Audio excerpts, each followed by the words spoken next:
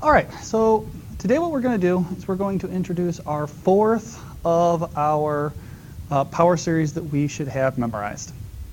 Recall earlier we talked about three power series. We talked about e to the x, we talked about the sine of x, and we talked about the cosine of x. And we've derived the Maclaurin series for each one of those. We've come up with a pattern for each one, we've come up with a general term for each one, and we've come up with a interval of convergence, which we found out was all real numbers. The fourth power series we're going to review is going to be based off of the geometric series. So real quick, just so we can remember what a geometric series is, it's any series formed by multiplying a number by a common ratio r, where a is going to be defined as our first term and r is going to be defined as our common ratio. So for instance, if I told you that a was 2 and r was 3, our series would look like the first term being 2, and then from there, every subsequent term is going to be written as that 2 multiplied by yet another 3. And if we continued on through that, we would wind up with a general term of, not a, 2 times 3 to whatever the nth power is. Nothing crazy, nothing weird. If we were to have had a is 2 and r is negative 3, our first term would be 2. If we multiplied by negative 3, we would get minus 2 times 3. If I squared the negative 3, we would have gotten a positive value. And what would have happened is you'll see that the only difference here, cubed, apologies, is that we could write this as either 2 times negative 3 to the nth power, or we can write that as negative 1 to the n 2 times 3 to the n. And that's nothing hard, it's just trying to get used to it. So if we wrote with a 1 and an x, we would say that this would be 1. Our next term would be 1 times x. The next term would be 1 times x squared, 1 times x to the third. And if we continue on that pattern, we would have simply x to the nth power. Now here's the thing, we know from our knowledge before, we know that if we have a function of a particular geometric series such that it converges, we know that we can write the sum of that convergence series as an a over 1 minus r. In our previous example above, it would be 1 over 1 minus x. We have to remember from our convergence series that a series converges specifically if the r value, absolute value of the r, is less than 1, and that the series diverges if the absolute value of the r is greater than or equal to 1.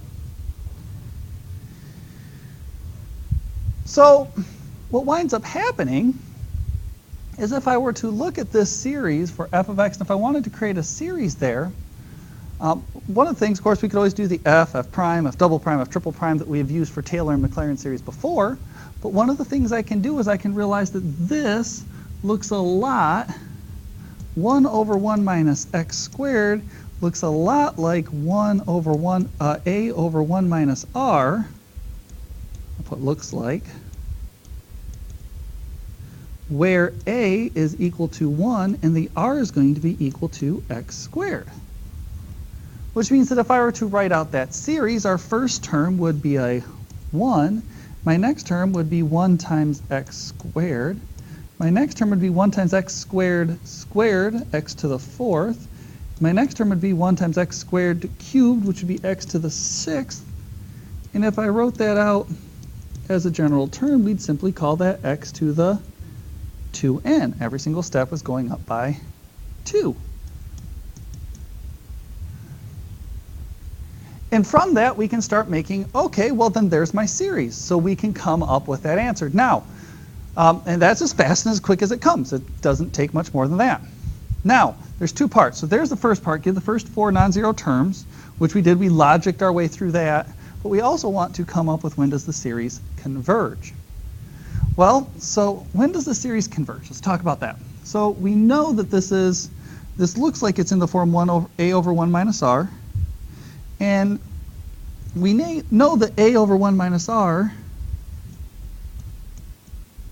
is the sum for a converging geometric series. And we know a geometric series converges when r, absolute value of r, is less than 1. Well, remember what we stated here. If this is a over 1 minus r, then the r was our x squared. So if we set r equal to x squared being less than 1, and we solve this particular question out. Now, this is kind of weird when you solve through it. I'm going to just, to make a point, if I take the square root of 1, I'm going to wind up with nothing particularly interesting. And I'm going to get 1. And the absolute value makes me have to be between negative 1 and 1. We wind up with negative 1 is less than x is less than 1. Now, in the past, when we've done an interval of convergence, I would have had to have checked the endpoints because we would have done the ratio test. And the ratio test, remember, says if the ratio is less than 1 converges, greater than 1 diverges, equal to 1 useless. In a geometric series, the statement is absolute value of r is less than 1 converges, just like ratio test. But notice in the diverges, we've got the equal to, which means there is no useless number. Which makes this geometric series problem even better, because what that means is that in a geometric series there is no endpoint checking. I simply do not include either endpoint, and I am good. Which we could also see makes sense, because that would be 1 minus 1, which would give us 0, and that would be really dumb. We don't want to do that. So let's take a look at a more interesting question. What type of manipulations might I have to do? Because unlike other problems, this one's going to require a little bit of work. We've kind of played with e to the x and saw, hey, if it's e to the 2x, change all the x's into 2x's. Or cosine of x squared, change all the x's into x squareds. And we just saw that with this problem. One of the interesting things that happens with the geometric series is that I'll get problems like this one, where we've got 12 over 4 plus x, and I want to be centered at 0. Well, the geometric Maclaurin series must be in the form, so the geometric Maclaurin, I totally spelled that wrong, series must be some a over 1 minus r.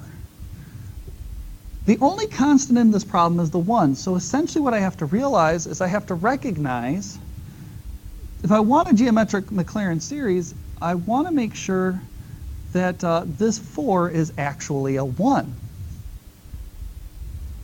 So I've got to come up with a way to do that. And the easiest way is to factor out a 4. I can take 12 over 4 plus x, and from there I can factor out a 4 times x, 4 times 1 plus x over 4. And if I were to distribute that, we'd have the same thing. Well, 12 over 4 reduces. I wind up with 3 over 1 plus x over 4. Now I look at this and I think to myself, okay, is this a over 1 minus r? Not quite. I've still got a plus sign. So this is really 3 over 1 minus negative x over 4. And now I've got an a value, I've got a 1 minus, and I've got my r. A is equal to 3, and r is equal to negative x over 4. So if I write out the series, if it's a geometric series, the series is fairly simple. My series, first 4 terms, the first term is 3. The second term is going to be multiplied by x over 4. The second term is going to be multiplied by negative x over 4 squared. Well, a squared makes that negative a positive. The next term will be minus 3 times x over 4 cubed. I can write that as 3 times negative x over 4 to the n. So absolutely nothing has really changed in this problem. We're still using the r, we're still doing everything. We can see how that answer comes out. And then I want to know when the series converges. So for convergence, I recall that the absolute value of r must be less than 1, which means that the absolute value of negative x over 4 must be less than 1. absolute value turns that into a positive, and we go from -1 to 1. So I can say that -1 is less than x over 4 is less than 1. And if I multiply by 4, -4 is less than x is less than 4. So in this particular problem, my Maclaurin series is going to converge from -4 to 4. Anything outside of that radius of convergence, remember, we start to diverge. So if anything outside of that radius of convergence, we start to get worse and worse and worse estimates. In fact, they're going to become so far off as soon as we get outside of that 4 that it's almost going to become a pointless task to look at this.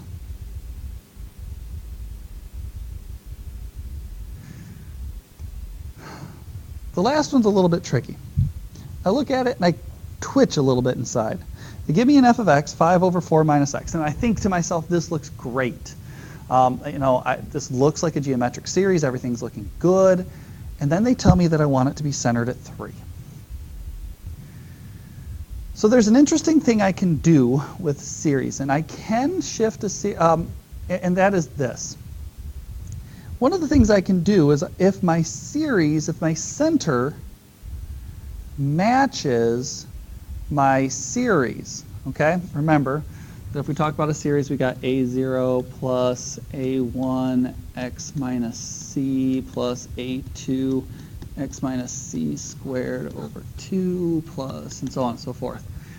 If my center in my series, if I can wind up getting a center x minus c that would match, and a substitution would match with the center given to me, then what will wind up happening is I can actually use the Maclaurin series. And that's kind of weird. So let me go ahead and let me kind of work through the problem, and then I can explain it a little more. What we're going to do is we're going to modify the equation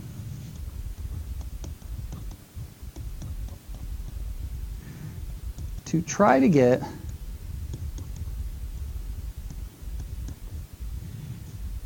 an x minus 3.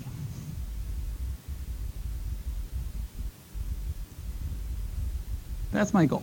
Try to get some sort of x minus 3 term for r. That's my goal. I want to try to get an r that's going to be x minus 3. And the reason why I want to try to do that, we'll see here in just a minute. So let's take a look at 5 over 4 minus x. I'm going to work vertically here. One of the things I realize is that I want to get that 3. Okay? So I'm thinking to myself, I want to get this 3. And the easiest way to do that in the denominator is to change a 4. Call 4 1 plus 3 minus x. And if I do that, I can change this into 5 over 1 plus 3 minus x. And I'm just going to group that x into this 3 minus x idea. Now, there's a couple bonuses here. First off, I'm noticing that this 1 matches a over 1 minus r. Because now I got an a over 1. Now I've got this plus, so let me real quick factor out a negative here. If I factor out a negative here, I'd get 5 over, if I factor out a negative from here, this becomes a positive x and a negative 3, but that makes this a negative on the outside. And I've got an a over 1 minus r, where a is 5 and r is x minus 3. Well, x minus 3 would be so what's going to happen is I'm going to just do my straight substitution. I realize you're going, Mr. Ackerman, this isn't a Maclaurin series. This is supposed to be centered at 3. But watch what happens when I deal with this as a geometric series. A geometric series says we start with our first term. We add to that our first term times our r. Our next term would be 5 times our r value squared. Our next term is 5 times our r value cubed. And our final term, if we go to an nth term, would be 5 times x minus 3 to the nth power. Now, if we take a step back, remember we said this is a Maclaurin series. Well, normally we deal with this as a center. But what I want to notice is that my center matches the center they wanted me to find. So, if I have a series, and if I can modify the series so that the value I'm using for x matches the center that I was given, I can treat it as if it were Maclaurin and just do a straight substitution all of this problem. And I'm sure I'm going to get a bunch of questions on that, but I just want to kind of introduce you to that idea. Now the question is how on earth does that affect the radius of convergence? Well, let's take a look, because this is going to be even cooler. So let's take a look at, or not the radius, but let's look at the interval of convergence. Our interval of convergence says the absolute value of the r has to be less than 1. So in this case, the absolute value of x minus 3 is less than 1. I wind up with negative 1 is less than x minus 3 is less than, wait for it, 1.